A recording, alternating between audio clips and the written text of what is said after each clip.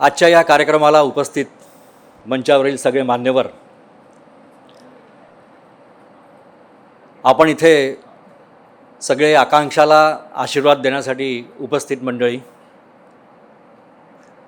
आज मला या डेलियाज कर्स क्लिष्ट नाव आहे, पुस्तक वाचावे, पुस्तकाचं प्रकाशन आज होणार आहे. या कार्यक्रमाची प्रास्ताविक भूमिका मांडायसाठी इथे मला आमंत्रित केलेले आहे.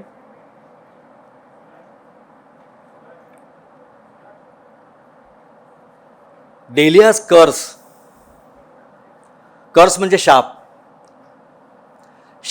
अभिशाप, उशाप, विशाप.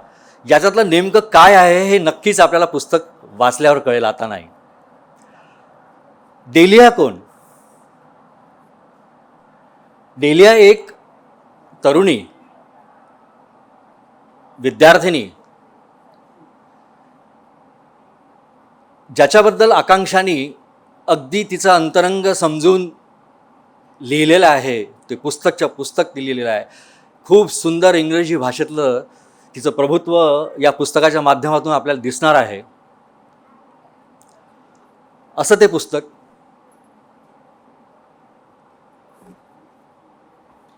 तर आता एक्झॅक्टली या पुस्तकामध्ये काय आहे याचं विमोचन करताना प्रत्येक व्यक्ती सांगतीलच, पण मी एक अभियांत्रिकी महाविद्यालयातील माजी प्राध्यापक म्हणून जी भूमिका मांडतो ती अशी की विद्यार्थी दशेतील 60 ते 70 लोकांचा एक वर्ग मी पाहिलेला आहे. 240 विद्यार्थी एका वर्षी एका डिपार्टमेंटला मी पाहिलेले आहे. त्यानंतर असं समजा की जवळपास 4 वर्ष त्या विद्यार्थ्यांना आम्ही कंटिन्युअस पाहत आलेलो आहे त्या वर्गाला. आणि असे 34 वर्षाच्या माझ्या प्राध्यापकीच्या काळात वेगवेगळे वैशिष्ट्यपूर्ण विद्यार्थी मला दिसले. त्यांना मी समजण्याचा प्रयत्न केला. माझं काम होतं ज्ञान द्यायचं, पण प्रत्येक वेळेस माणूस जो असतो हा शिकतच राहतो. तो एक प्राध्यापक म्हणून सुद्धा मी शिकतच होतो. प्रत्येक विद्यार्थी हा वेगळा दिसला. प्रत्येकाचे आचार विचार, त्याची राहणीमान, त्याची आकलनबुद्धी, त्याची स्मरणशक्ती, त्याचं स्किल, त्याची बौद्धिक पात्रता, त्याची प्रगल्भता, ह्या सगळ्या गोष्टी प्रत्येक विद्यार्थ्यामध्ये वेगवेगळ्या आहेत. विविधता आहे त्याच्यामध्ये. म्हणून आपण असं म्हणू शकतो की प्रत्येक विद्यार्थी हा युनिक गुणवैशिष्ट्य असणार आहे. तर या डेलियाज कर्समध्ये अशीच एक विद्यार्थिनी, जिला न्यूरो डायव्हर्जंट या शब्दाने तिने तिच्या भोवती पूर्ण तिचं आकलन करायचा प्रयत्न केला. न्यूरो डायव्हर्जन्स हा शब्द जो आहे हा मेडिकल टर्म, आता गंजू साहेब आहेच इथे, जर नकारात्मक गोष्टींनी घेतली तर त्याला आपण असं म्हणू शकतो की ते ADHD म्हणजे attention deficit hyper activity disorder. Attention deficit hyper activity disorder म्हटलं की हा मेडिकल टर्म वाटतो, त्यातलं नकारात्मक गोष्ट येते. पण न्यूरो डायव्हर्जंट हा सकारात्मक दृष्टीने घेतला तर प्रत्येक विद्यार्थ्याच्या अंगीकृत गुणामधील त्याची वैशिष्ट्यता, त्याची ॲबिलिटी, त्याची स्मरणशक्ती, त्याचं परफॉर्मन्स स्किल, त्याचं वक्तृत्व आणि संपूर्ण एखादा क्लिष्ट विषय जसा असतो मॅथमॅटिकल, त्याचं ॲनालिसिस, इंजिनिअरिंगमध्ये असल्यामुळे 3D ऑब्जेक्ट्स तुम्ही पाहिले असाल. 3D ऑब्जेक्शनचं आकलन तुम्हाला त्या बौद्धिक पात्रतेमुळेच मिळू शकते. असं तो न्यूरो डायव्हर्जन्स असा हा शब्द. पण हा शब्द आला जनरली, हा एक ऑस्ट्रेलियन सायकोलॉजिस्ट आहे जुडी सिंगर, ज्यांनी 1998 हा न्यूरो डायव्हर्जन्स हा शब्द जो आहे तो प्रचलित केला. त्याच्यावर त्यांनी व्याख्या केली त्याच्यावर त्यांनी आयडेंटिफाय करायला सुरुवात केली. आणि मग डिफरन्स काय आहे.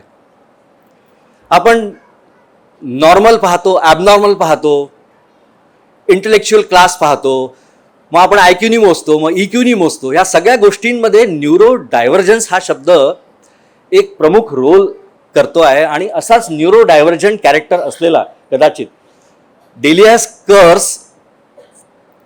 डेलियाज या त्या तरुणीवर, त्या विद्यार्थिनीवर तिने अख्खं पुस्तक लिहून काढलं. कल्पना करा तिचं आकलन, तिची स्वतःची आकलन बुद्धी काय आहे. म्हणजे आज इथे उपस्थित आपण ज्या सत्कार मूर्तीसाठी आलेलो आहोत ती आपली आकांक्षा, जिने तारुण्यात पदार्पण केल्या अभियांत्रिकीचा अभ्यास करता एका असा भयंकर रोगावर तिने, त्या अतिक्रमणावर तिने आपण असं म्हणू की तिने मात केली. तर ती खऱ्या अर्थाने एक सकारात्मक न्यूरोडायव्हर्जंट कॅरेक्टर असणारी, एक जमेची बाजू असणारी तरुणी आहे. यासाठी जोरदार टाळ्या. जब मैंने बुक लिखना शुरू किया था तब बहुत लोग मुझसे पूछते कि इसके पीछे का मोटिव क्या है. इंजीनियरिंग से सीधा बुक लिखना, या जो मैंने अभी मास्टर्स के लिए मैंने कोर्स चूज़ किया है उसके पीछे का मोटिव क्या है. तो जो दो मेन चीज़ जिसने मेरे को इंस्पायर किया वो थी 2 बुक्स. एक थी द ब्रेन एंड दूसरा था इनसाइड द क्रिमिनल माइंड. जितने लोग मेरे को यहाँ पे जानते हैं वो जानते होंगे कि मैं हमेशा इन 2 बुक्स के बारे में बात करती रहती हूँ.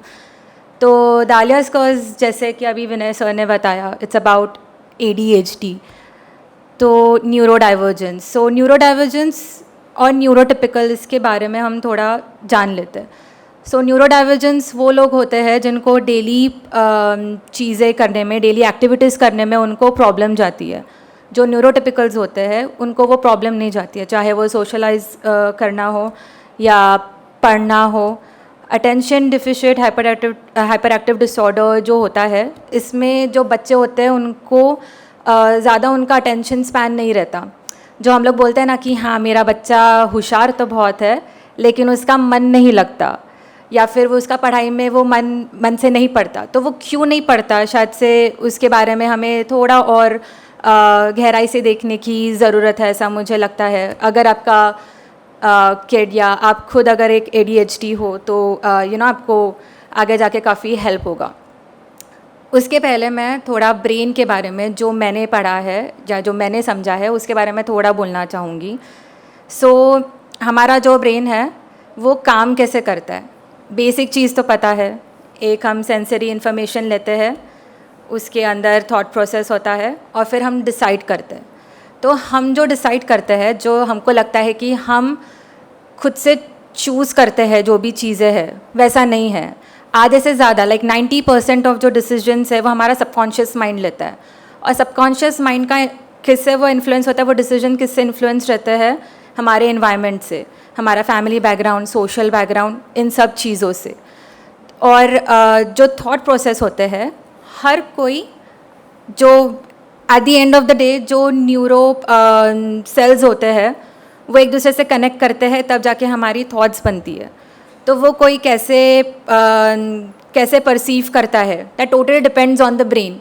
वो हमारे इसका नहीं होता. जो हम बोलते हैं ना कि अगर वो कर सकता है तो हम भी कर सकते हैं, नहीं, शायद से तुम्हारा ब्रेन किसी और चीज़ में वो काम कर सकता है, वो हर एक चीज़ नहीं कर सकता. That total depends on the brain. तो जो थॉट प्रोसेस होती है उसको हम मैनिपुलेट कर सकते हैं, उसको हम उसमें डिस्टर्बेंसेस आ सकती है बाद में, और बचपन से उसमें डिसरप्शंस रहती है.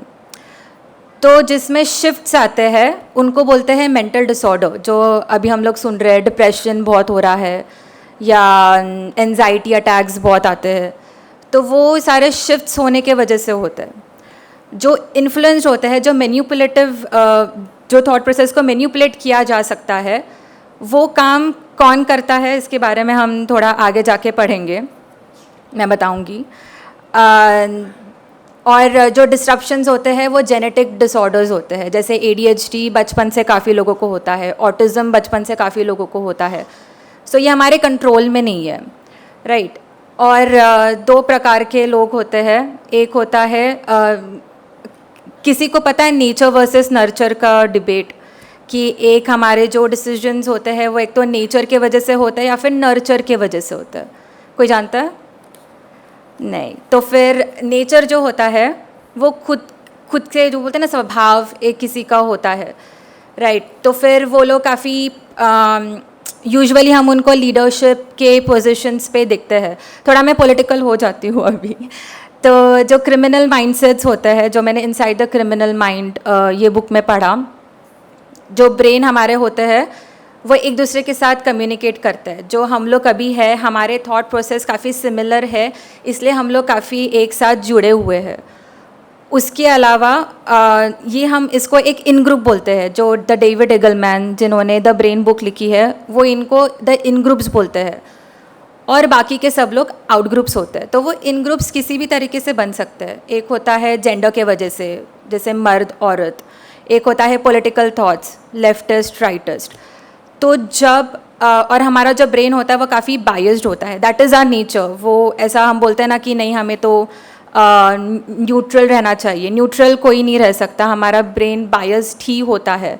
तो इवन जो लिबरल्स होते हैं वो लोग भी लिबरल्स के लिए बायस्ड होते हैं। ये काफ़ी इंटरेस्टिंग चीज़ है जो सबको नोट करनी चाहिए। तो जो बायस्ड ग्रुप्स होते हैं और जो आउट ग्रुप्स होते हैं, जब भी एक इन ग्रुप को लगता है कि ये आउट ग्रुप मुझे अभी मेरे पावर ऑफ पोजीशन को हटा सकता है, तो वो उसको अटैक करता है। हमारे ब्रेन को लगता है जो हमसे दूसरे ग्रुप से बिलोंग करते हैं, चाहे वो जेंडर हो, चाहे वो रिलीजन हो, चाहे वो पॉलिटिकल आइडियोलॉजी हो, वो ऑलरेडी समझता है कि ये मेरे लिए खतरा है। तो हम पहले से ही उसके अगेंस्ट, उसके लिए हमारे मन में अच्छा भाव नहीं रहता। जैसे क्या बोले, एक एग्ज़ाम्पल मैं देती हूँ। मर्द और औरत के बीच में पहले ऐसा था कि आदमी लोग सुपीरियर है, औरत लोग नीचे आती है, राइट।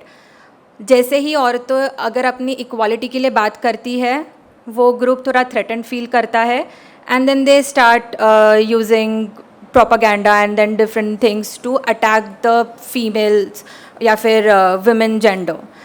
तो ऐसा हर रिलीजन हर ग्रुप्स में होता है, in groups end out groups में।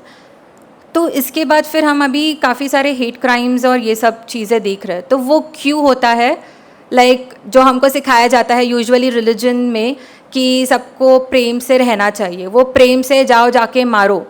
वो भाव कब आता है? जब नीचे के जो आउट ग्रुप होता है, इसको हम डीह्यूमनाइज करते हैं। मोस्टली डीह्यूमनाइज करने का काम कौन करता है? कोई बता सकता है?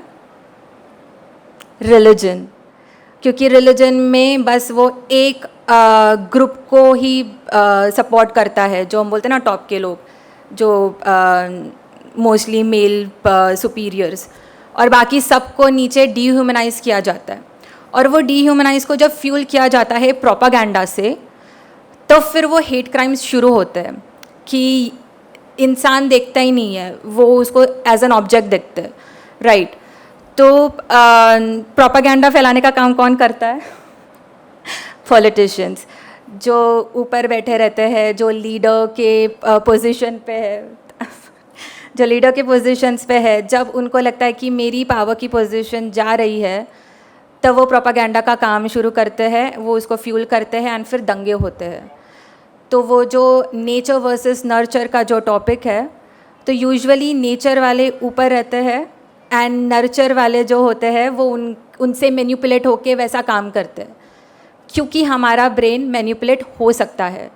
इसको हम स्टॉप कैसे कर सकते हैं? इसको हम वाया एजुकेशन ही स्टॉप कर सकते हैं, ताकि हमको इसके बारे में इंफॉर्मेशन रहे कि no we have a free will. तो वो फ्री विल के लिए देयर आर प्रोग्राम्स, जैसे CBT होता है या हैबिलिटेशन प्रोग्राम होता है, काफ़ी रिसर्च की गई है। लेकिन ये सारी चीज़ें हमारे एजुकेशन सिस्टम में नहीं है। हमारे एजुकेशन सिस्टम कैसा है कि इतना चैप्टर पढ़ाया, तुम इतना पढ़ लो और मार्क्स कमा लो।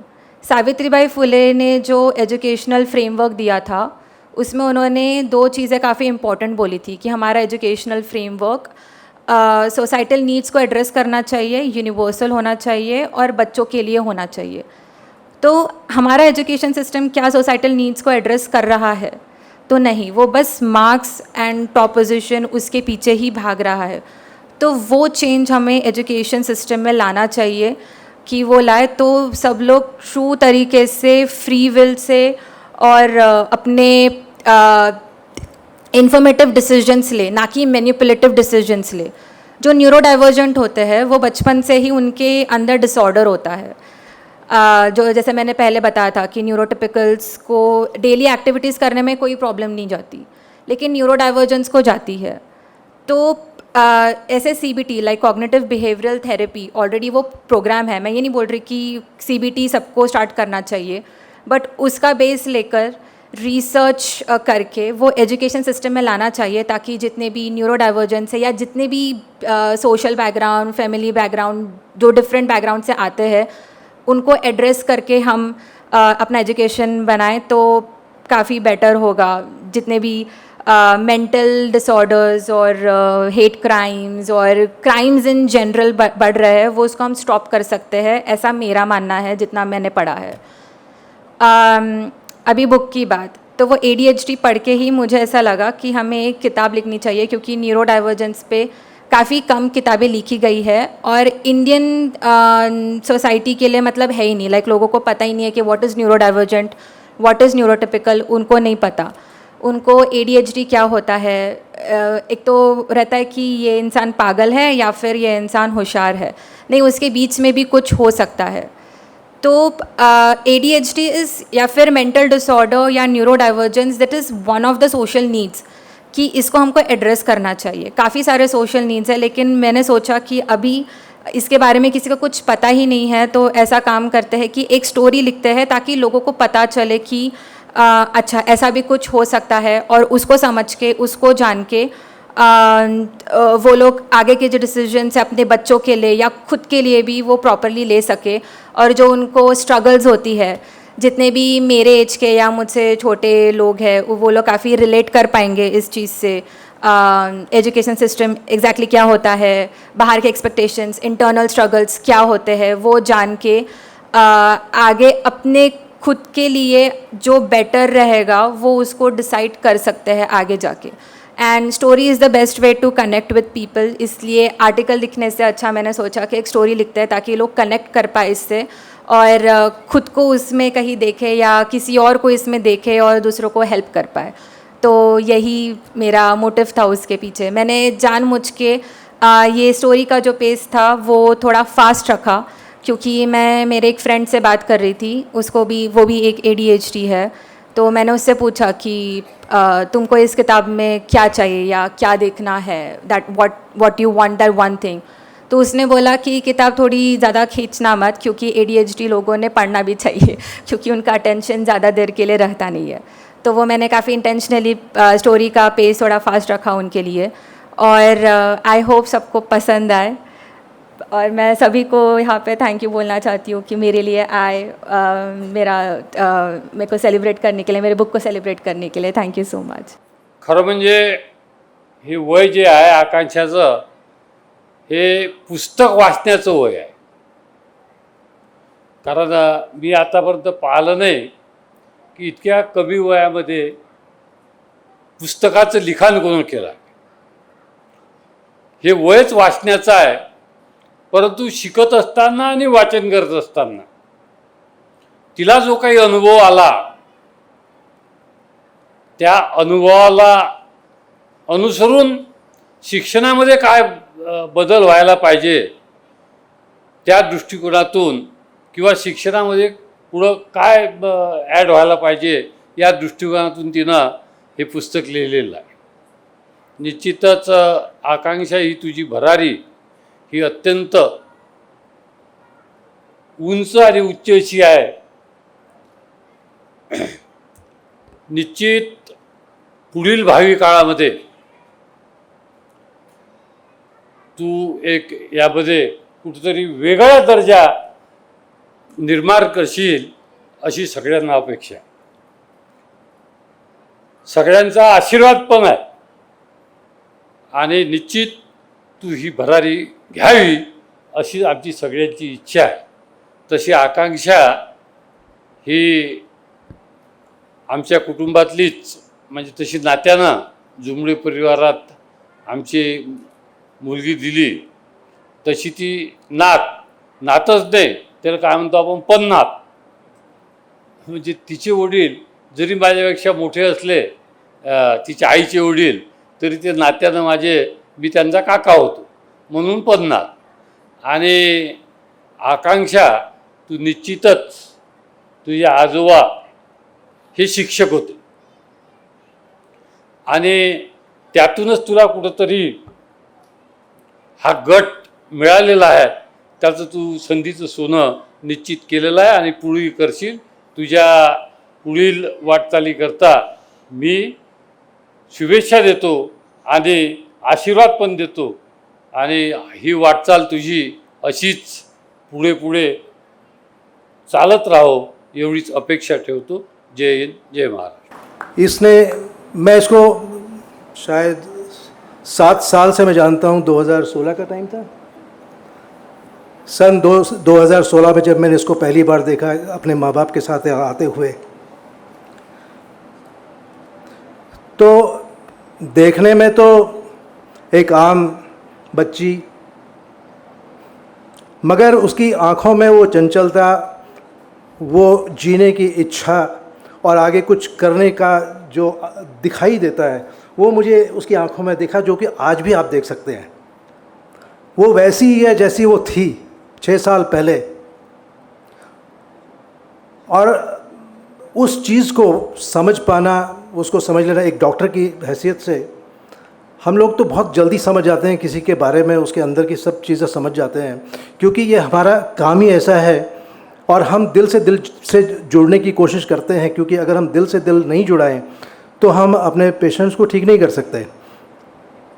हमारा जो प्लानिंग होती है, वो प्लानिंग ऐसी होती है कि वो सारी पेशेंट सेंट्रिक होती है. हम जो भी सोचते हैं उसी के बारे में सोचते हैं. और जब वो आई, जब मैंने उसके बारे में सोचा, तो एक उसको शाम को जब मैंने समझा उसकी बीमारी के बारे में, एक धक्का तो लगा. किंतु हम अपनी हिम्मत तो जोड़ लेते हैं, मगर वो हिम्मत जोड़ने से कोई काम नहीं अगर उनके माँ बाप उस हिम्मत के साथ हमारे साथ जुड़ ना पाएँ. इसके पिताजी सुनील जुमड़े जी, उनको मैं बहुत नज़दीक से अब जानता हूँ और बहुत करीब से जानता हूँ. बहुत अच्छे इंसान.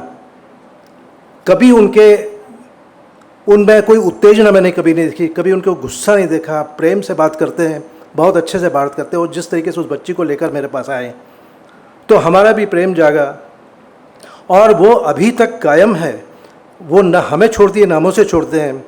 बीमारी ने उसको 4 साल पहले छोड़ दिया, किंतु जब भी वो नागपुर आती है, वो हमेशा हमारे पास आती है. और हमको बहुत अच्छा लगता है, क्योंकि अब ये जानकर कि ये एक बहुत बड़ी लेखिका आगे चलकर बनने वाली है. आज उसने जो किताब लिखी है, मैंने देखा, मैंने उसके वर्ड्स देखे, इंग्लिश में लिखी है, बहुत सुंदर इंग्लिश लिखी है उसने. Very fluent, lucent, wonderful language, communication, wonderful. Words have been used so aptly for the disease. जिस डिजीज़ के बारे में इसको शायद कुछ भी पता ना हो, उस डिजीज़ को एक्सप्रेस करना लैंग्वेज के थ्रू, एक पारदर्शी तरीके से, कि आपको बोले और आप समझ जाएं, ऐसी भाषा लिखना ये मामूली बात नहीं होती. और ऐसी भाषा को देखने के बाद में, मैं भी अंग्रेज़ी जानता हूँ, मगर वो लैंग्वेज देखकर मुझे सचमुच में ऐसा लगा कि it's a language of author. An author who can authoritatively communicate the things which he has to communicate. So wonderfully communicated. And it's a difficult topic. ये सिंपल टॉपिक नहीं है. Talk about neuro divergence, talking about ADHD. You have to understand, because you are going into the depths of that person के mind के अंदर आप जा रहे हैं, उसके माइंड की बातें समझ रहे हैं, वो क्या बोलना चाहता है. और ये समझ रहे हैं कि ये जो भी है, इसके अंदर वो प्रतिभा है, मगर वो प्रतिभा के ऊपर में जब आपको ये मालूम पड़ता है कि आप एक भिन्न हैं, एक नॉर्मल रूटीन व्यक्ति की तरह नहीं हैं, एक अलग तरीका है, तो ये समाज को समझना पड़ेगा कि ये वो नहीं है जिसे हम नॉर्मल समझते हैं. ये एक नॉर्मल स्पेक्ट्रम है. It's a huge spectrum from one end to the other end. From one end it's a neuro diversion, और दूसरी तरफ नॉर्मल चीज़. इसके बीच का एक स्पेक्ट्रम है, जिस स्पेक्ट्रम को आज समझना पड़ेगा हमको, और वो स्पेक्ट्रम समझते हुए उसको भी एक नॉर्मल जीवन मिलना चाहिए। उसके लिए भी नॉर्मल तरीके से हमको ऐसे एजुकेशन सिस्टम लाना पड़ेगा ताकि वो भी उसके अंदर अपना जो भी करना चाहे, जो भी उसके मन की स्थिति जो हम नहीं समझ सकते वो समझ सकती है, मगर वो एक्सप्रेस कर सकती है जो हम समझ नहीं पा रहे हैं, वो समझने की हमको कोशिश करना है। खरोखरच मी आकांक्षा तुझं जेवढं कौतुक करा तेवढं कमी आहे. खरोखर म्हणजे मला काही जास्त बोलायचं नाही आणि बोलण्यासारखं नाही आहे, बाकी सगळे वक्ते बोलणार आहे. परंतु जसं आता ठाकरे सरांनी सांगितलं की ज्या वयामध्ये म्हणजे आपल्याला पूर्ण मॅच्युरिटी येत नाही, काय बोलायचं ते कळत नाही, काय लिहायचं तो भाग वेगळा दूर राहिला, अशा वयामध्ये त्यांनी इतकं चांगलं आणि इतकं सुंदर पुस्तक लिहिलं आहे. खरोखरच आकांक्षा तुला माझ्याकडनं खूप खूप शुभेच्छा आहे आणि असंच कार्य तू करत राहा. आणि जसं डॉक्टर सरांनी सांगितलं की हिच्या या यशामध्ये आई वडिलांचा खरोखरच खूप मोठा श्रेय आहे असं मला वाटतं. कारण की मी आमच्या सुनील भाऊंना मी नेहमी मामा म्हणतो, सुनील मामा करत राहतो त्यांना.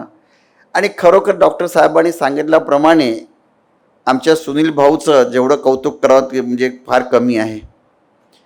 म्हणजे सर्वच कुठल्या क्षेत्रावर तुम्ही म्हणजे मला असं वाटतं मामा तुम्ही जरी म्हटलं की आजोबामधनं काहीतरी गुण आले आहे, पण माझं असं म्हणणं आहे की पप्पा जे आमचे सुनील भाऊ काही कमी नाही आहे. एकदा बोलायला सुरू केलं तर ते थांबत नाही. म्हणजे ह्या म्हणजे मी सहज मामाला मी बोलत असतो, मामा तुम्ही खूप चांगलं बोलता हो. आता ते नागेश चौधरींच्या सहवासामध्ये राहतात, तर त्यांना एक सामाजिक क्षेत्रामध्ये काम करण्यास त्यांना आवडतं आहेच, साहित्य क्षेत्रामध्ये काम करायला त्यांना आवडतं. असे व्यक्तिमत्व म्हणजे आमचे सुनील मामा आहे. आणि मला असं वाटतं की आमच्या सुनील मामाचे काहीतरी गुण तुझ्यात आले आहे, यात काही दुमत नाही. बरं आकांक्षा तुला सांगतोय की आमचे मामा पण खूप म्हणजे पप्पा हो तर त्यामुळे म्हणजे आमच्या सुनील मामांचं पण मी मनातून खूप खूप धन्यवाद मानतो की सुनील भाऊ तुमच्यामुळे हे सर्व होऊन राहिलेलं आहे, आईमुळे होऊन राहिलं, पप्पामुळे होऊन राहिलेलं आहे. परंतु तुझं स्वतःचं पण काहीतरी त्यात आहे, प्रश्नच नाही.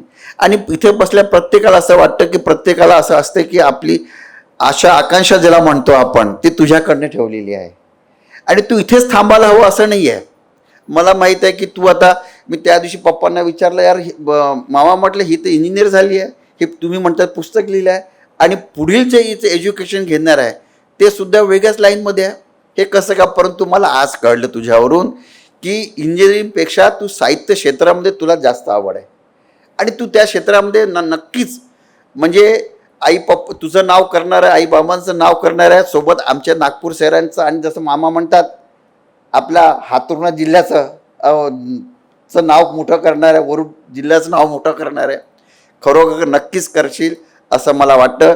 मी तुला माझ्याकडनं पुढील आयुष्याकरता खूप खूप शुभेच्छा देतो. यापेक्षा अजून चांगलं तुझा मोठा कार्यक्रम होत राहावं अशी माझ्याकडनं शुभेच्छा देतो. आकाशान से मैं आज सिर्फ दूसरी बार मिल रहा हूँ. पहली बार आई थी वहाँ पर हम लोग के कैंप में, तो वहाँ पर इनसे मुलाकात हुआ था, तो इसको देख के कभी लगा नहीं कि ये राइटर है, बिल्कुल नहीं लगा. She is absolutely like any other simple girl. And मैंने इससे पूछा कि क्या करती है, तो बोले इंजीनियरिंग के एंड फर्दर स्टडीज़ के लिए ये जा रही है बाहर, she is going for a masters. फिर मेरी मदर मेरे साथ में थी, उन्होंने कहा कि इसने किताब भी लिखी है. मैंने कहा माय गॉड सो दैट ये लगता नहीं इसको देख के, but that's really nice, it's really great. और मेरे ख्याल से यहाँ पर हम जितने लोग बैठे हम सबको बहुत लगता है, इच्छा बहुत होती है कि हम भी कोई किताब लिखें. But let me tell you, मेरे ख्याल से हम लोग को जब निबंध लिखने के लिए दिया जाता था तभी हम लोग को बड़ा मुश्किल हो जाता था कि निबंध हम लोग कैसे लिखें. हमको बोला जाता था कि 500 शब्द का या 1000 शब्द का निबंध लिखना है, तो उसमें हम लोगों को बहुत मुश्किल हो जाता था. और हम लोग कैसे तो भी करके वो निबंध लिखते थे. बट मेरे ख्याल से एक पूरी किताब लिखना ये बहुत मतलब it's commendable, it's really a big achievement by Akanksha. And इस टॉपिक के बारे में अगर बात किया जाए ADHD के बारे में, तो मेरे को हर समय ये टॉपिक ऐसा लगता है, it's always intriguing, it's always something. मेरे को ऐसा लगता है कि is it real a disorder और इट्स अ ब्लेसिंग. मेरे ख्याल से बहुत सारे बड़े बड़े जितने भी साइंटिस्ट रहे हैं या सिंगर्स रहे हैं या ग्रैहम बेल से लेके तो Albert Einstein, Thomas Edison, then we have a big sports person like Michael Phelps, the swimmer है USA का. We have singer like Justin Timberlake. तो they all suffer from ADHD. तो कभी कभी लगता है कि शायद हमको भी ADHD हो जाता तो शायद अच्छा होता, हम भी आज कहीं पर we would have been someone really great, हम लोग कुछ बहुत अचीव कर लेते, कुछ बड़े होते. तो it's always something which really is very interesting, ये समझने में कि is it a disorder or is it a blessing. But I only wish it is a blessing for everybody who has this disorder. I wish all these people, जिनको भी ये है, they come out of it, they achieve something really big. और मेरे को ऐसे लगता है कि भगवान अगर एक चीज छीनता है तो maybe he gives you something much better. If he doesn't give you that peace, that constant concentration का आपको अगर वो शक्ति नहीं देता है तो मेरे ख्याल से he gives you something else. He gives you something big to think about, something different to think about, and that is what is very very great about ADHD. I always think it's a big blessing. और जैसे मैंने कहा कि काश, I always feel कि I also had something like this so that I could also be someone great. इस पे आते हुए I won't take a lot of time because there are a lot of people and I think most of us are also eager कि हम इसकी किताब पढ़ना शुरू करें, which definitely is going to be very very interesting. So Akansha, I wish you all the best. This is just a new beginning for you. I wish that you definitely shine, you write many more books, you win laurels for this city, for this for our state and अपने इस country के लिए. I wish you all the best. You'll have a bigger horizon once you go out. You'll get to see a lot of better things, different things, and I hope there are other topics which definitely will make you write few more books. So once again, congratulations, all the best to you, and it's really nice to be here. Thank you so much. सर्वप्रथम मी महात्मा ज्योतिबा फुले, वंदनीय सावित्रीबाई फुले यांना वंदन करतो. कारण की त्यांनी जी शिक्षणाची ज्योत प्रज्वलित केली आणि त्यातल्या त्यात स्त्री शिक्षणाबद्दल ज्यांनी त्या काळामध्ये जेव्हा भरपूर अडचणी होत्या किंवा संकट होते तेव्हा समाजामध्ये उभं राहून समाजाच्या विरोधाला सहन करून ज्या पद्धतीने स्त्री शिक्षणाला त्यांनी बळ दिलं, त्यामुळेच आज कदाचित आकांक्षासारखी मुलगी एक नवी क्षितिजा सर करायला पुढे आहे, सरसावत आहे आणि यशस्वी पण होत आहे. या दोन महात्म्यांचं ऋण आपण ॲज अ समाज कधीच फेडू नाही शकणार आहे आणि नेहमीच आपण त्यांच्या आठवणीमध्ये आपल्याला कृतज्ञ महसूस करत राहू, कृतज्ञ वाटत राहू, ही मला नेहमी खात्री आहे. तसंच आज मंचावर उपस्थित ज्या पद्धतीने मी पाहतोय की ज्या पद्धतीने वेगवेगळ्या क्षेत्रातले मान्यवर या मंचावर उपस्थित झालेले आहेत, तर ते मला असं वाटते आकांक्षाचं जे कर्तृत्व आहे, आकांक्षाबद्दलचं त्यांचं जे प्रेम आहे आणि आकांक्षाबद्दलचं जे त्यांना एक भावनिक नातं वाटते आहे त्याचमुळे आलेले आहे. त्यामुळे या मंचावर उपस्थितांचं मी स्वागत करतो. पण आकांक्षेमुळे हे सगळेजण इथे आले म्हणून तिचं पहिले सर्वप्रथम मी अभिनंदन करतो. जेव्हा मी हे पुस्तकाचं विमोचनाबद्दल जुमडेजींनी माझ्याशी बोललेले तेव्हा त्यांनी म्हटलं होतं की आकांक्षा मला एक थोडंसं त्याचा व्हॉट्सअप मेसेज पाठवेल, डिजिटल फॉर्म पाठवेल आणि थोडंसं वाचून आलात तर बरं होईल, म्हणजे मग तुम्हाला विषयासंदर्भात समजेल. तर व्हॉट्सअप आल्यानंतर मी पहिले वाचायला सुरुवात केली. मला असं वाटलं थोडंसं आजकाल ना वाचणं कमी झालं आहे आपल्या सगळ्यांचं. त्यामुळे जेव्हा मी वाचायला सुरुवात केली तर मला वाटलं एक 2-4 मी ओळी वाचेल आणि त्याच्यानंतर सोडून देईल. पण खरं सांगतो, जेव्हा वाचायला सुरुवात केली पहिल्या 3 ओळींमध्ये ज्या पद्धतीने तिने लिहिलेलं आहे, जी इंग्लिश वापरली आहे, ज्या फ्लुएन्सीने तिने लिहिलेलं आहे, ज्या स्मूथनेसने तिने लिहिलं आहे आणि ज्या सिंपल भाषेत एका क्लिष्ट विषयाला जे लिहिलेलं आहे त्या 3-4 ओळीमध्ये तुम्हाला समजायला लागतंय. आणि जेव्हा तुम्ही त्याला 3-4 ओळीमध्ये तुम्ही स्वतःला गुंतवता तेव्हा मी तुम्हाला निश्चितपणे सांगतो की हे पुस्तक काय, मी त्या व्हॉट्सअप तर वाचच पूर्ण वाचलाच, पण हे पुस्तकही एका बैठकीमध्ये आपण सगळेजण मिळून संपवू याच्याबद्दल मला पूर्ण खात्री आहे. आणि हे जे तिने घडवून आणलेलं आहे खरोखर प्रशंसनीय आहे. मी तिचं परत एकदा अभिनंदन करतो. परत एकदा टाळ्यांनी तिचं स्वागत करूया. एका परिस्थितीचं फक्त लढा देणं नाही, त्या परिस्थितीवर मात करून त्या परिस्थितीबद्दल समाजाला जाणीव करून देणं हे तिच्याचमुळे शक्य झालेलं आहे.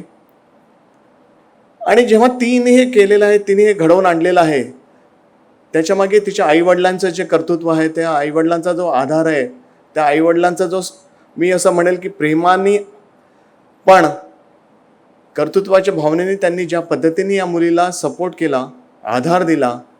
गंजू साहेबांसारखे डॉक्टर होते, त्यांनी त्याला वैद्यकीय पद्धतीने सपोर्ट केला. पण मला असं वाटतं फक्त वैद्यकीय नाही, त्यांनी मानसिक रूपाने त्याला आधार दिला. तसंच त्यांच्या आईवडिलांनी पण तिच्या आईवडिलांनी पण दिला. तर मला असं वाटतं त्यांनी फक्त आपल्या मुलीला नाही घडवलं, त्यांनी एक समाजामध्ये एक आदर्श उदाहरण दिलेलं आहे. त्यांचे आपण जोरदार टाळ्यांमध्ये स्वागत करायला हवं. आणि तुम्ही सगळे, हे आभार प्रदर्शन नाही आहे, पण ज्या पद्धतीने तुम्ही इथे आले आहात, मला निश्चित वाटतं की आपल्याला तिने जे घडवून आणलेलं आहे, तिने जे केलं, तिचं जे कर्तव्य आहे, त्याच्याबद्दल खरोखर प्रेम आहे आणि आदर आहे. आणि याच प्रेम आणि आदराच्या पोटी मी तिला शुभेच्छा देतो की तिने नवीन नवीन क्षितिजं सर करावे. आज जसं गर्व वाटतोय तिच्याबद्दल, तसं अजून तिने अनेक अनेक अनेक अशा गोष्टी घडवून आणाव्या, ज्याच्यामुळे आम्हाला गर्व करताना कधी कमी नाही पडू द्यावं. या शुभेच्छा माझे 2 शब्द संपवतो. धन्यवाद. कारण जे नवीन जी एज्युकेशन पॉलिसी आलेली आहे, या नवीन एज्युकेशन पॉलिसीमध्ये असं म्हटलं गेलेलं आहे, म्हणजे काही काही बाबतींमध्ये आपण आपल्या सगळ्यांचं जी खरं शिक्षण जे झालेलं आहे ते एका वेगळ्या शिक्षण प्रणालीमध्ये झालेलं होतं. आताची जी नवीन शैक्षणिक धोरण जे आलेलं आहे, या नवीन शैक्षणिक धोरणामध्ये सुद्धा काही बाबी अशा आहेत की ज्या खरं म्हणजे आम्हाला समजून घेणं गरजेचं आहे. आणि आपल्याला त्या थोड्याशा ज्याला म्हणू की आपल्याला बऱ्याचशा संकल्पना कधीकधी म्हणजे त्याच्याशी आपण कधी अगोदर जुळलेलो नसल्यामुळे त्याला आपण ज्याला म्हणतो की फॉरेन अशा स्वरूपाच्या वाटतात.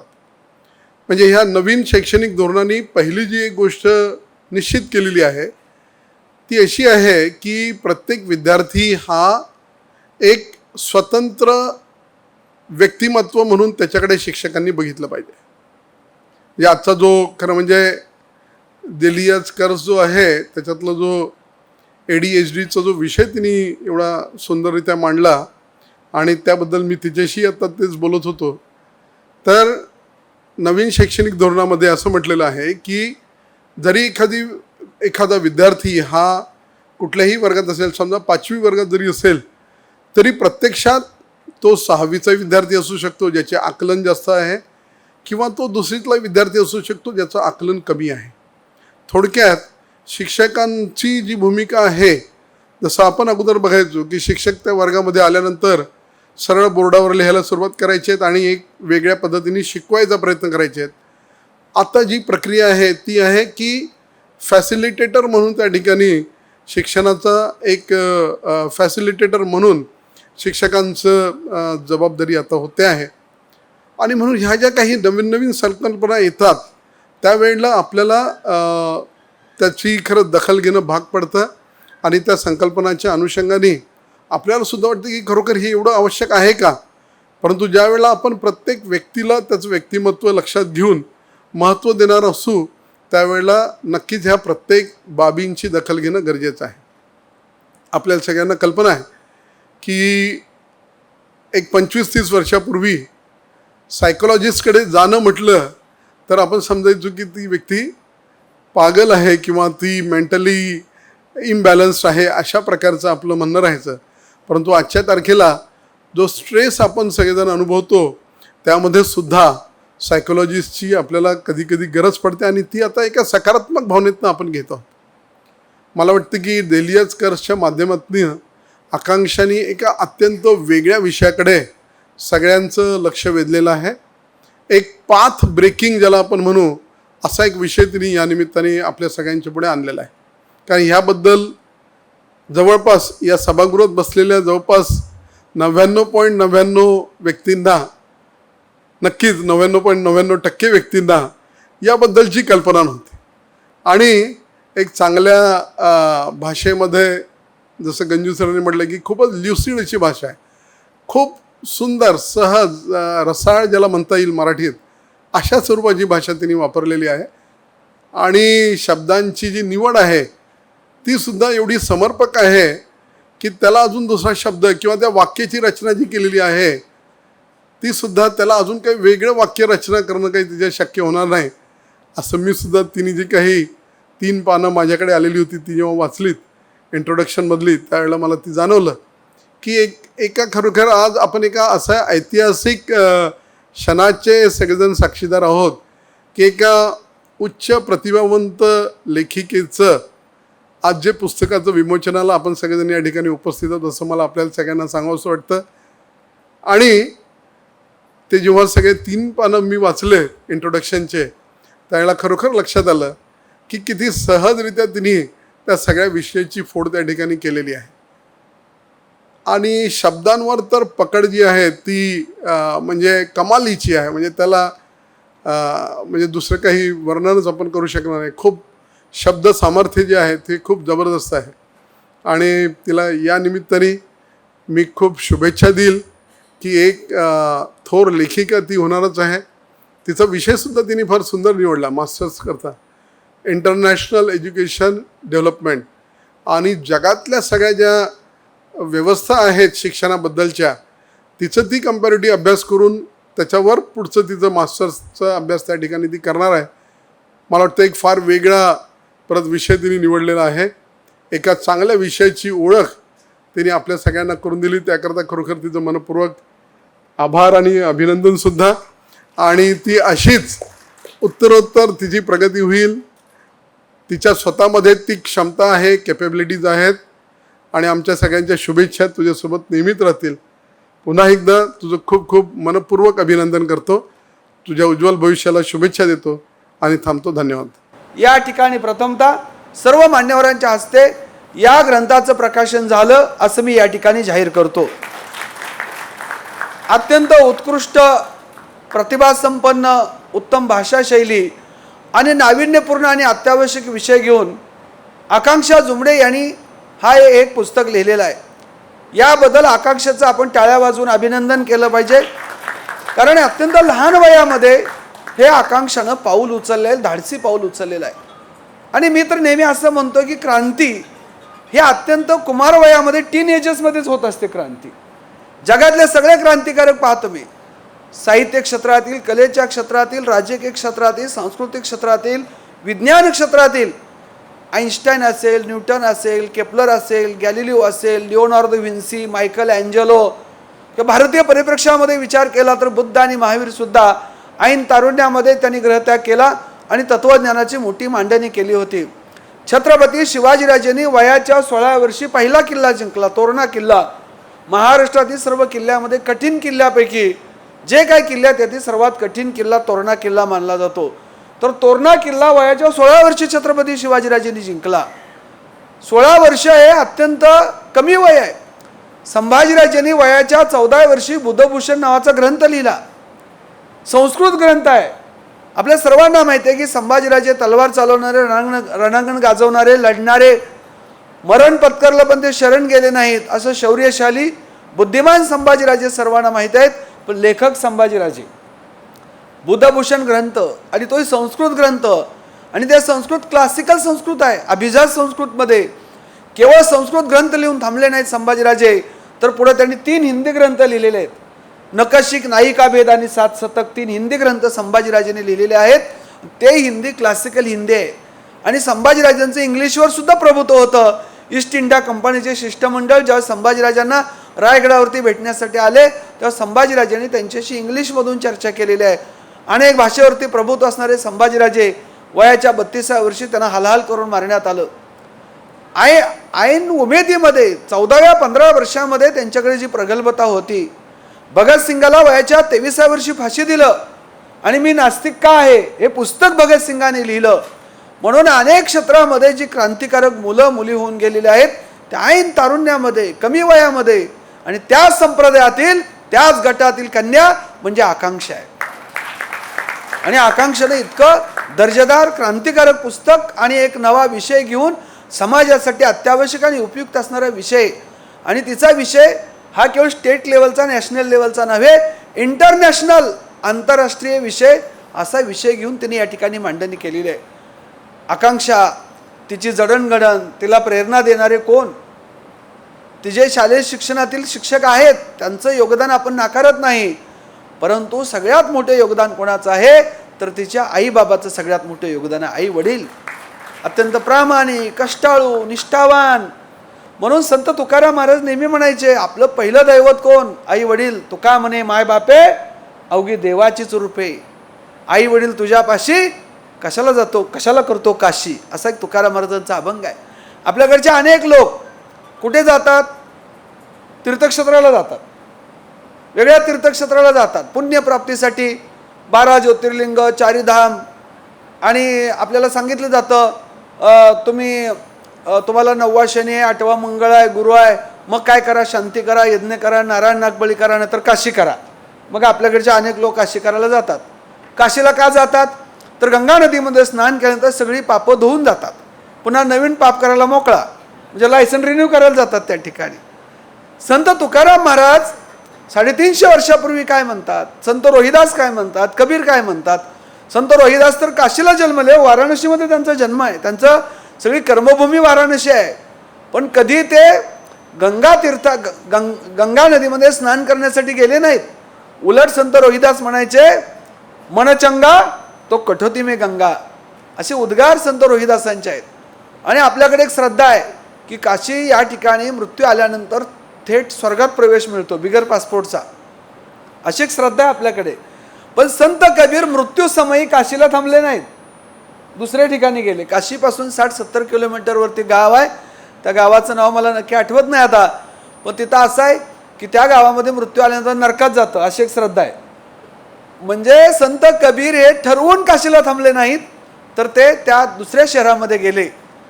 संत तुकाराम महाराज 350 वर्षापूर्वी म्हणाले तुका म्हणे माय बापे अवघी देवाचेच रूपे. आई वडील तुझ्यापाशी कशाला करतो काशी. आई वडील हे सगळ्यात मोठं तीर्थक्षेत्र आहे. आई वडील आपलं सगळ्यात मोठं दैवत आहे. या आकांक्षाच्या जडणघडणीमध्ये सगळ्यात मोठा वाटा कोणाचा आहे तर त्यांच्या आई वडिलांचा वाटा आहे. अत्यंत स्वच्छ अंतकरणाचे जुंबडेस आहे प्रामाणिक कष्टाळू हुशार अभ्यासू प्रचंड तळमळ. बदल झाला पाहिजे क्रांती झाली पाहिजे लोक हुशार झाले पाहिजेत लोक शहाणे झाले पाहिजेत. कोणाबद्दल द्वेष भावना नाही पाप भावना नाही. गीतेमध्ये भगवान श्रीकृष्ण अर्जुनाला सांगतात अद्वेष्टा सर्व भूताना मैत्र करुणेवच निर्ममो निरंकार सम दुःख सुख क्षमी. मला असा व्यक्ती आवडतो जो कधी कोणाचा द्वेष करत नाही ज्याच्याकडे अहंकार नाही दुःखानं हतबल होत नाही आणि आनंदानं हुरळून जात नाही असं वर्णन गीतेमध्ये केलेलं आहे स्थितप्रज्ञ व्यक्तीचं. म्हणून आई वडिलांचं देखील मोठं योगदान आहे. त्यांनी जे मुलींना घडवलं खरंच कौतुकास्पद आहे.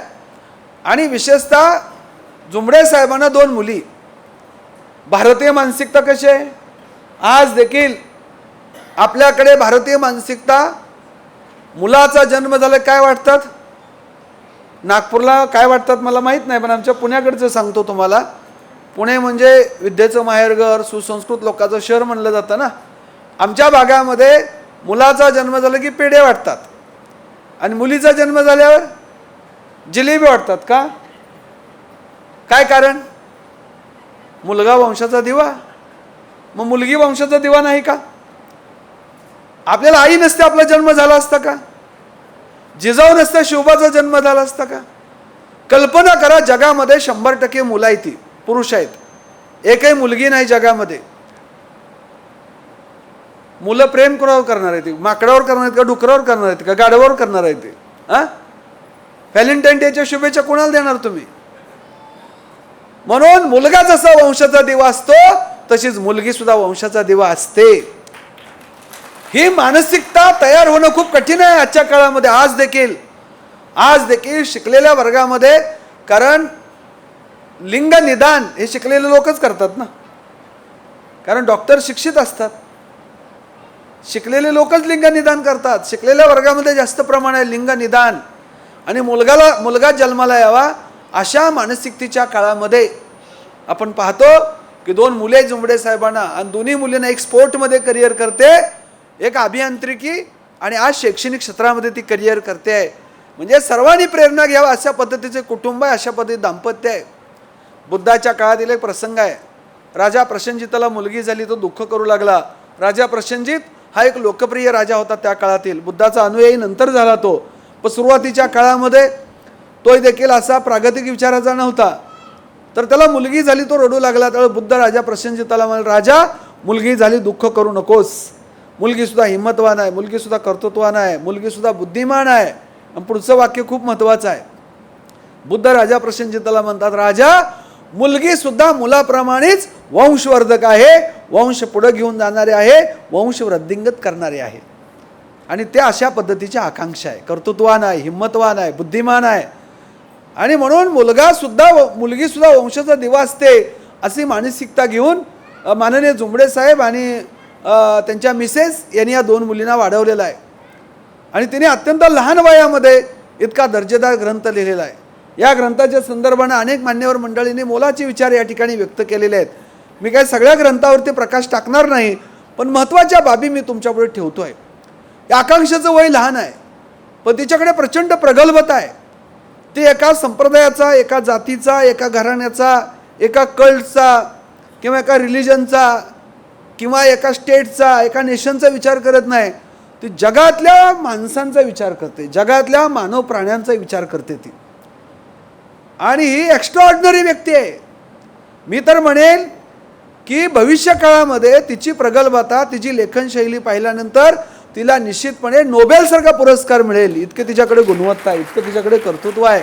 आणि तो मिळावा.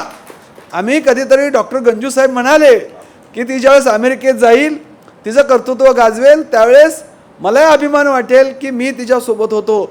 आणि भविष्य काळ ज्यावेळेस आम्ही टी व्हीवरती पाहू, वर्तमानपत्रामध्ये पाहू, त्यावेळेस आम्ही सुद्धा म्हणू की तिच्या पुस्तक प्रकाशन सोहळ्याला आम्ही उपस्थित होतो.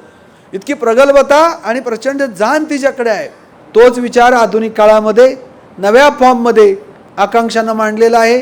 ग्रंथाची भाषा अत्यंत प्रासादिक आहे, रसाळ आहे, क्लासिकल आहे, उत्तम इंग्लिश आहे, फ्रेजेस अत्यंत क्लासिकल तिनं वापरलेले आहेत. म्हणजे अत्यंत दर्जेदार भाषेमध्ये पुस्तक लिहिलेलं आहे. हे पुस्तक वाचल्यानंतर, ह्या पुस्तकाचा विषय पाहिल्यानंतर असं वाटतं की या पुस्तकाला नोबेलसारखा पुरस्कार मिळाला पाहिजे. युनिव्हर्सल बुक आहे आणि तिची निश्चितपणे आकांक्षाची भविष्यकाळामध्ये जग नोंद घेईल. आणि तिचं काम ज्या क्षेत्रामध्ये, शैक्षणिक क्षेत्रामध्ये ते रिसर्च करणार आहे, ते निश्चितच आपल्या भारतासाठी तर उपयुक्त आहेच, पण जगासाठी ते निश्चितपणे कल्याणकारक असेल. तिच्या भावी आयुष्यासाठी खूप खूप शुभेच्छा देतो. या पुस्तक प्रकाशनाच्या निमित्तानं तिला शुभेच्छा देतो.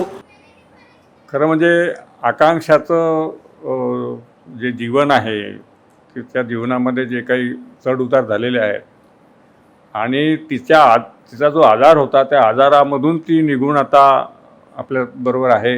अतिशय ती या ठिकाणी डॉक्टर गंजू यांनी तिच्याबद्दल सांगितलं आपल्याला की ती कुठल्या त्याच्यातून बाहेर आलेली आहे आणि कशा प्रकारे तिचं वाढ झाली आहे. आणि तिची बौद्धिक वाढ किंवा तिची बौद्धिकता ही तिच्या पुस्तकातून आपल्याला दिसते आहे. आकांक्षाची माझी अनेक वेळा चर्चा झाली. खरं म्हणजे तिला घडवण्यामध्ये आधी सांगितल्याप्रमाणे, कोकाटेंनी पण सांगितल्याप्रमाणे, तिचे आई वडील चित्रा आणि सुनील जुंबडे यांनी जे श्रम घेतले, यांनी जी तपश्चर्या केली, अतिशय काळजी तिची घेतली, अगदी फुलासारखी काळजी घेतली. खरं म्हणजे असे आई वडीलसुद्धा फार कमी दिसतात की अशा प्रकारे मुलीचं संगोपन त्यांनी केलेलं आहे. तेव्हा त्यांचंसुद्धा अभिनंदन करायला पाहिजे यावेळेस. आकांक्षाचं हे जे पुस्तक आहे, तिचं हे दुसरं पुस्तक आहे. खरं म्हणजे तिने कोरोनाच्या काळामध्ये एक कवितांचं पुस्तक लिहिलेलं आहे. तीसुद्धा तिची ती इंग्रजी भाषा मला वाटते भल्याभल्यानं जमत नाही, इतकी चांगली भाषा आहे. म्हणजे ती इतक्या लहान वयामध्ये तिने 2 पुस्तकं प्रकाशित केलेले आहे. हे खूप मोठं औचित्य महत्त्व आहे. या लहान मुलीनी, आणि इंग्लिशमध्ये, ती पण इंग्लिशमध्ये. म्हणजे आपण लोक मराठीत पण लिहित नाही पुस्तकं, आणि ती आकांक्षा इंग्लिशमध्ये पुस्तकं लिहिते. अतिशय भारदस्त अशा भाषेमध्ये ते पुस्तकं लिहिते, इंग्लिशमध्ये लिहिते. खरं म्हणजे पुस्तकं लिहिणं बहुजन समाजाचा गुण नाही आहे. आपले लोक सामाजिक क्षेत्रात, राजकीय क्षेत्रात कामं करतील, परंतु पुस्तक लिहिण्याच्या क्षेत्रामध्ये खूप मागे आहेत. आपण त्यांची पुस्तकं वाचतो, त्यांचे विचार वाचतो आणि आपली मतं बनवत असतो. बहुजन समाजामधून लिहिणारे किती लोक आहेत? त्यांची टक्केवारी काढली आणि दुसऱ्या समाजामध्ये जे स्वतःला उच्च समजतात त्यांच्यामध्ये लिहिणाऱ्यांची किती टक्केवारी आहे? जवळपास 90-95% लोक ते पुस्तकं लिहितात, काहीतरी लिहित असतात. आणि आमचे लोक फक्त पुस्तकं वाचतात, पेपर त्यांचे वाचतो, त्यांचे लेख वाचतो, आणि काही लोक त्यांचे पेपर घरोघरी वाटतात. कोण वाटतात घरोघरी पेपर? आमचेच लोक वाटतात. आमचेच लोक तिथे प्रेसमध्ये कामं करतात, कंपोजिंगचं कामं करतात आणि लिहित नाही मात्र. म्हणजे ते लिहितात, ते सांगतात, ते आम्ही वाचतो, ते आम्ही लिहितो, ते आम्ही वितरण करतो त्याचं. अशा प्रकारची बहुजन समाजाची स्थिती. आणि म्हणून मला असं वाटतं की आकांक्षा ही एक अपवाद आहे. या वयामध्ये किती मुलींनी पुस्तकं लिहिले मला दिसत नाही आहे. कोणीही इतके पुस्तकं या वयामध्ये पुस्तक लिहिलं असेल, एवढं, आणि एवढं चांगलं पुस्तकं. तेव्हा आकांक्षाने जो काही प्रकार केला, जे काही म्हणजे पराक्रम म्हणेल मी त्याला, की पुस्तक लिहिण्याचा, आणि अशा रीतीनं पुस्तक लिहिलं की ज्याच्यामध्ये मॅच्युरिटी तुम्ही पाहाल तर भल्याभल्यांना जमणारी नाही. तिची भाषा अतिशय, ज्याला अतिशय स्टँडर्ड भाषा म्हणावी लागेल अशा प्रकारची ती भाषा आहे. ती भाषा जमणं कठीण आहे. नोशन प्रेससारख्या एका अतिशय इंटरनॅशनल महत्त्वाच्या प्रकाशन संस्थेने तिथे प्रकाशित केलेलं आहे. तेव्हा आपण देखील, मला असं वाटतं की आपण लोकांनी देखील तिच्यापासून प्रेरणा घ्यायला पाहिजे, ती लहान असली तरी, कारण आपण लिहिलं पाहिजे. असं ऐकलं आहे की अमेरिकेमध्ये एखादा ट्रक ड्रायव्हर देखील पुस्तक लिहितो, आपले शेतकरी देखील पुस्तक लिहित नाही, म्हणजे मोठे शेतकरी असेल तरी. किंवा मला असं वाटतं की शिक्षण संस्था काढणारे लोक देखील पुस्तक लिहित नाही. गिरीश पांडवांकडून मी अपेक्षा करतो की त्यांनी पुस्तक लिहायला पाहिजे. किंवा नरेशचंद्र ठाकरे आहेत, त्यांनी ते आमदार होतात, खासदार होतात, मंत्री होतात, तरी लोक आपले पुस्तकं का लिहित नाही? का त्यांची पुस्तकं वाचताना त्यांचे विचार आपण डोक्यामध्ये घेतो? तेव्हा यावरून देखील मला असं वाटतं की आपण या आकांक्षापासून प्रेरणा घ्यायला पाहिजे. आकांक्षाची चर्चा होताना तिने 2-4 दिवसापूर्वी चर्चा झाली तिच्याशी. तिच्या मनामध्ये जी सामाजिक जाणीव आहे ती फार महत्त्वाची आहे. या वयामध्ये तिने जे उदाहरणं सांगितले मला, की म्हणे 1-2 मुलं होते ज्यांनी आपला एक बिझनेस सुरू केला, किंवा सॉफ्टवेअरमध्ये किंवा याच्यामध्ये कंपनी काढली. एक त्याच्यामधला होता तो म्हणे माझ्या या कंपनीमध्ये दलित आणि मुसलमान चालणार नाही, आणि दुसरा होता तो म्हणे अरे असं कसं नाही चालणार, मला नाही पटत हे. मग त्यांचं विभाजन झालं. म्हणजे ज्याला मुसलमान चालत नाही, ज्याला दलित चालत नाही, हा कोण असेल? आणि ज्याला सर्व चालते हे कोण असेल? ही जी व्यापकता असते किंवा विचाराची, ती जातीवरून येते, हे लक्षात घ्या. या देशामधली जाती व्यवस्था ही अतिशय घाण वस्तू आहे. जातीला चिकटून राहू नका. आताच कोकाटेंनी सांगितले सर्व जाती समान आहेत, सर्व माणसानं समान आहेत, जन्मानं, शरीरानं, बायोलॉजिकली, सगळ्या दृष्टीने आपण समान आहोत, तरी उच्च आणि नीच आहोत, तरी अस्पृश्य आहोत. अशा प्रकारची ही जी रचना, मानसिकता या देशात निर्माण झालेली आहे, ती मानसिकता खरं म्हणजे या देशाला मागे ठेवणारी आहे. आता ती असं मला म्हणाली की तुम्ही शिक्षणावर बोला, शिक्षणाचा काय जो प्रकार आहे आपल्या देशामध्ये, तर आता जे काही नवीन शिक्षण धोरण आलेलं आहे, मी ठाकरे साहेबाची माफी मागतो, हे जे नवीन शिक्षण धोरण आहे हे वैदिक विचारावर आधारित आहे, हे विषमतेवर आधारित आहे. आणि हे शिक्षण जर आपण राहिलं, आता तरुण भारतामध्ये 6 ऑगस्टला एक लेख आलेला आहे की आमची प्रेरणा, शिक्षणाची प्रेरणा ही वेदापासून आहे. वेदामध्ये काय आहे? काय शिक्षण आहे? कुठल्या मनुस्मृतीमध्ये काय शिक्षण आहे? शूद्रांनी शिक्षण घेऊ नये हे सांगणारे वेद आहे, हे सांगणारे मनुस्मृती आहे, सांगणारे सगळे पुराण आहेत. त्याला आदर्श समजून तुम्ही शिक्षणाची परंपरा चालवणार असाल तर हे शिक्षण तुम्हाला मागे नेणार आहे. नवीन शिक्षण पद्धती नाव नवीन आहे पण ते मनुप्रणित आहे. त्या जुन्या विचारावर जुन्या याच्यावर आधारित आहे. ते शिक्षण तुम्हाला मागे नेणार आहे. असे काही मुद्दे असे आहे की हे जे बिल पास झालेलं आहे 2020मध्ये, त्याच्यामध्ये लोकसभेत ते पारित झालेलं नाही बिल, म्हणजे बॅकडोअरने आणलेलं आहे. लोकसभेमध्ये त्याच्यावर चर्चा पण झाली नाही आणि तरी ते बिल आणलेलं आहे. राज्यांचा अधिकार असतो शिक्षण कसं असावं हे सांगण्याचा. राज्यांची संमती घेतली नाही. महाराष्ट्रामध्ये कसं शिक्षण असावं हे महाराष्ट्राला विचारलं नाही, हे तामिळनाडूला विचारलं नाही, कोणालाही विचारलं नाही. ते केंद्राने ठरवलं आहे. म्हणजे शिक्षणाचं केंद्रीकरण आणि या देशातल्या विचारांचं केंद्रीकरण कोणाकडे आहे? ते वैदिकवाल्यांकडे आहे, ते मनुस्मृतीवाल्यांकडे आहे. ते म्हणतील तशा प्रकारचं शिक्षण आम्ही देऊ. आणि म्हणून हे शिक्षण आहे, हे या शिक्षण व्यवस्थेमध्ये जात आणि लिंग याच्यामध्ये जो भेद आहे त्याच्यावर चर्चा नाही आहे. ते राहावे असं याच्यामध्ये म्हटलं आलेलं आहे. आणि याच्यामध्ये विषमतेच्या विरोधामध्ये काहीही नाही आहे. समतेसाठी या शिक्षणामध्ये काही नाही. ज्याचा आधार वेद असेल, शिक्षणाचा आधार वेद असेल, पुराणं असेल, स्मृती असतील, ते शिक्षण सगळ्यांना न्याय देणारं राहू शकत नाही. म्हणून आपण सगळ्या लोकांनी या शिक्षण धोरणाचा विरोध केला पाहिजे. आणि हे शिक्षण देखील युनिटरी करण्याचा प्रयत्न आहे त्याचा. युनिटरी म्हणजे central will decide what is to be educated, what education should be given. म्हणजे केंद्राचं केंद्रीकरण, सत्तेचं केंद्रीकरण, म्हणजे दिल्लीमध्ये सगळी सत्ता राहील, राज्यांमध्ये सत्ता राहणार नाही. म्हणजे राज्य काही ठरवू शकणार नाही आणि राज्यांना नुसतं आज्ञा पाळावी लागेल अशा प्रकारचं शिक्षण. म्हणजे आणि सत्ता केंद्रित कोणाकडे आज? भाजपची सत्ता आहे, म्हणजे संघाची सत्ता आहे. म्हणजे कोणाची सत्ता, कुठल्या जातीची सत्ता आहे? ती जात ठरवेल की तुमचं शिक्षण कसं असावं, कोण ब्युरोक्रेसीमध्ये जाईल, कोण सत्ता राज्यकारभार चालेल. राज्यकारभार हा आमदार खासदार चालवत नाही. हे असेंब्लीपुरते पार्लमेंटपुरती मर्यादित असतात. पण सतत चालवणारी सत्ता जी ती ब्युरोक्रेसी आहे. भल्याच्या डोक्यात येत नाही का शिक्षण व्यवस्था कशी असायला पाहिजे.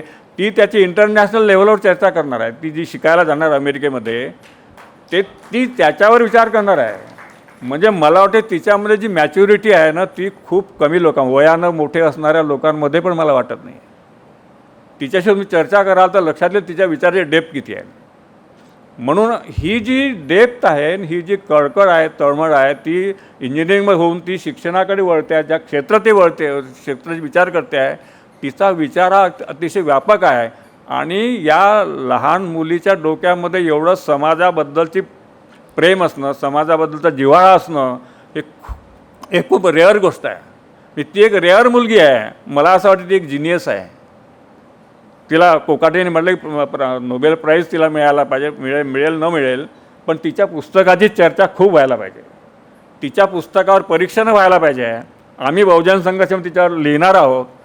तिची मुलाखत आता तिला वेळ नाही आहे पण फोनवरून घेऊ शकतो. तेव्हा हिच्या पुस्तकाचं वाचन करा आणि तिच्याशी चर्चा करा की तिच्या डोक्यामध्ये जी व्यापकता आहे, जी समानता आहे, ती व्यापकता आपल्यामध्ये का नाही आहे. आपल्यामध्ये आणायला पाहिजे आपण. कारण आपण विचार करणारे लोक आहोत. आकांक्षा सावित्रीबाईच्या विचारांचा मागोवा घ्यायचा तिच्या विचारामध्ये की शिक्षण कशा प्रकारे सगळ्यांना असलं पाहिजे. आणि हे महात्मा फुल्यांनी कंपल्सरी एज्युकेशन, जसं शाहू महाराजांनी कंपल्सरी एज्युकेशन केलं होतं, तशा प्रकारची भूमिका आता ही उलटी होणार आहे. तेव्हा ही जी उलट सगळं चालणार आहे या देशामध्ये, त्याच्यापासून प्रत्येकानं सजग राहिलं पाहिजे. तुम्हाला असं वाटतं की आपण शिकलो, आपली नोकरी गेली, आपलं झालेलं आहे. आता येणाऱ्या पिढ्यांसाठी फार दुःखद काळ आहे, फार वाईट काळ आहे, अंधाराचा काळ आहे.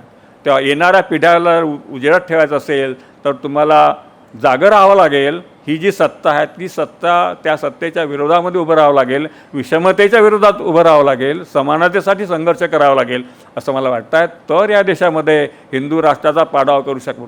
हिंदू राष्ट्राचा पाडाव करणं म्हणजे बहुजन राष्ट्र निर्माण करणं आहे, समता निर्माण करणं आहे, फुले शाहू आंबेडकरांचं स्वप्न साकार करणं आहे असं मला वाटतं आहे. आणि याच्यावर आपण विचार करावा. आकांक्षाचं जे काही सांगणं आहे, आकांक्षापासून जी काही प्रेरणा घ्यायची आहे ती समतेची घ्यायची आहे. तिचं नुसतं कौतुक नाही आहे तर तिचे विचार जास्त महत्त्वाचे आहे.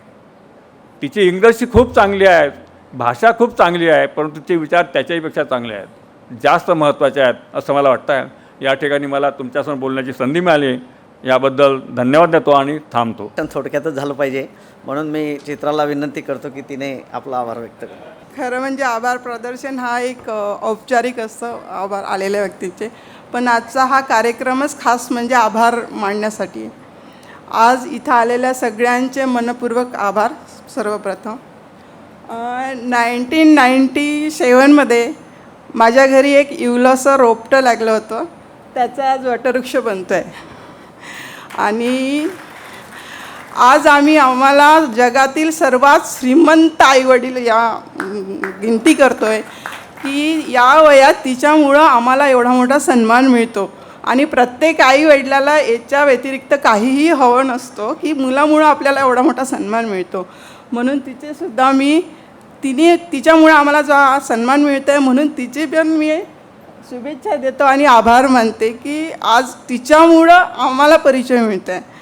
खरं म्हणजे ती ज्या फेजमधून बाहेर आली, तिचा जो हा पुनर्जन्म आहे, त्याच्यासाठी गंजू सर इथे होते, ते गेले आत्ता, पण त्यांनी ज्या परिस्थितीतून तिला बाहेर आणलं त्यावेळेचे त्यांचे जे परिश्रम होते, त्यांची मेहनत होती, तिचे विल पॉवर तर होतेच, आम्ही फक्त तिच्या साथीला सरांच्या मार्गदर्शनाखाली काम करत होतो, पण जे काही डिसिजन होते, जे काही निर्णय होते ते गंजू सरांचे होते आणि त्यांच्यामुळं तिला आज पुनर्जन्म मिळाला. म्हणून आज गंजू सर त्यांची कॉन्फरन्स सोडून तिच्या पुस्तकाच्या पब्लिशनसाठी थांबले. त्याच्यासाठी त्यांचे खूप सारे आभार. ते इथून निघून गेले. खरं म्हणजे मी गंजू सरांच्या बाबतीत फार भावनिक होते जेव्हा त्यांच्याशी बोलते तेव्हा. दुसरी गोष्ट, कोकाटे सर, जेव्हा त्यांना इथं बोलवलं, आम्ही फोन केला आणि त्यांना सांगितलं की सर पुस्तकाचं पब्लिशन आहे. त्यांनी सांगितलं काही काळजी करू नका, मी बसनी येईन, ट्रेननी येईन, प्लेननी येईन, पण मी आकांक्षाच्या पुस्तकाच्या पब्लिशनसाठी हजर राहणार. ती माझी मुलगी आणि या वयात ती जर पुस्तक लिहिते तर माझं कर्तव्य आहे की मी तिथे हजर राहील, तुम्ही बिलकुल काळजी करू नका. मी त्यांचंसुद्धा खूप खूप आभार मानते. दुसरे म्हणजे तिचे आजोबा स्वागता अध्यक्ष म्हणून कालच तिथे हजर राहिले आणि त्यांचंसुद्धा खूप खूप आभारी आहे. दुसरं नागेश दादा, जे या कार्यक्रमाचे अध्यक्ष म्हणून त्यांनी वेळात वेळ काढून आपलं मार्गदर्शन दिलं. दुसरे रविभाऊ ठाकरे, जे प्रत्येक वेळी प्रत्येक क्षणाला आमच्यासोबत असतात, त्यांचे खूप खूप आभार. वहिनी पण इथे आलेल्या आहे, दोघेहीजणं उपस्थित आहे उभे, त्यांनी दोघांचे खूप खूप आभार. तिसरं म्हणजे विनय सर आणि रेखाताई, प्रत्येक वेळी प्रत्येक क्षणोक्षणी आम्हाला कुठलीही मदत लागो, तिला कुठलं मार्गदर्शन लागो, तन मन धन सगळ्याच वतीने आमच्या पाठीशी भक्कमपणे उभे असतात. त्या दोघांचेसुद्धा खूप खूप आभार. तिसरं, इथे बहुजन संघर्ष टीम उपस्थित आहे, त्यांचेसुद्धा खूप खूप आभार. आणि विशेष आभार म्हणजे जेव्हा तिच्या तब्येतीच्या पिरियडमध्ये महिंद्र परिवार, त्याच्यातले काही नावं मी घेऊ शकत नाही, एवढा पूर्ण परिवार आमच्या पाठीशी अत्यंत भक्कमपणे उभा होता. तन मन धन रात्री 12:30 वाजता 1 वाजता सुनील भाऊ एकटे आहे म्हणून जाऊन बसायचं, धावायचं. विशेष म्हणजे किशोर भाऊ कुकवास, विवेक देशपांडे, डोंगरे, देशमुख सर, सगळेजण दिवाळीच्या दिवशी अत्यंत सिरियस झाली असताना विवेक भाऊ देशपांडे आणि किशोर कुकवास घरची दिवाळी सोडून मुंबईला गेले होते फाईल घेऊन. त्यांचे खूप सारे आभार की त्यांनी एवढ्या मोठ्या संकटातून आम्हाला सावरण्यासाठी, विशेष म्हणजे ग्रँडवेल कंपनी, तिथले सगळे लीडर आज इथे आलेले आहे, त्यांचे पण ते पण दिवस रात्र आमच्यासोबत झटत होते. तिसरे म्हणजे सगळे नातेवाईक, आई, तिचे काका काकू, मामा मामी, यांचे सर्वांचे तिच्या पाठीशी असणाऱ्या शुभेच्छा. आणि इथे मी एक नाव आवर्जून घेईन, माझी छोटी जाऊ आज आली नाही आहे, पण ती अर्चना, तिचा छोटा मुलगा 2 महिने घरी ठेवून ती तिच्या सेवेसाठी उपस्थित होती. थँक्यू अर्चना, ती आता नाही आली आहे. असे सर्वांच्या मदतीतून, सर्वांच्या ह्याच्यातून ती त्या भक्कम परिस्थितीतून, कठीण परिस्थितीतून बाहेर पडली आणि आज तिने ते पुस्तक लिहिलं. आता ती अमेरिकेला जात आहे, पुढे तिची प्रगती होत राहील. याच्यासाठी तुम्ही इथे सगळ्यांनी उपस्थित राहून तिला शुभाशीर्वाद दिले, त्याच्यासाठी तुमचे सर्वांचे खूप खूप आशीर्वाद. आणि एक विसरली, कोरोना काळात पण ही परिस्थिती होती. दुबे सर आणि ठाकरे साहेब कलेक्टर होते, दुबे सर प्लॅन हिट होते. याने आउटवे जाऊन म्हणजे वरून ऑर्डर वेगळे आले आणि मला फक्त घरी काम दिलं, फक्त आकांक्षा करता. हे विशेष सुटलेलं आहे. म्हणजे इथे असणारे प्रत्येक व्यक्तींचं म्हणजे उल्लेख करणं सोपं आहे, पण ते पाठीमागे आमच्या उभे होते. आपले सर्वांचे वानामती व्यवस्थापनाचे मी मनापासून आभार व्यक्त करतो. आणि आवाज इंडिया हा सातत्याने मी ऑर्गनाईज जेव्हा जेव्हा कार्यक्रम करतो, म्हणजे आता शेतकऱ्यांचा असो, छत्रपती शिवाजी महाराजांचा असो, ते न चुकता या ठिकाणी हजर असतात आणि या कार्यक्रमाला संपूर्ण देशात प्रसारित करण्याचं काम आवाज इंडियाची टीम करत असते. त्यांचे पण मनापासून आभार. गिरीश मामांचं नाव इथं सुटलेलं आहे. यांचं नातं म्हणजे जरा वेगळं आहे. हे त्यांना मामा म्हणतात, ते यांना मामा म्हणतात. त्यांचे पण ते खरे मामा आहे. त्यांचे पण खूप खूप आभार.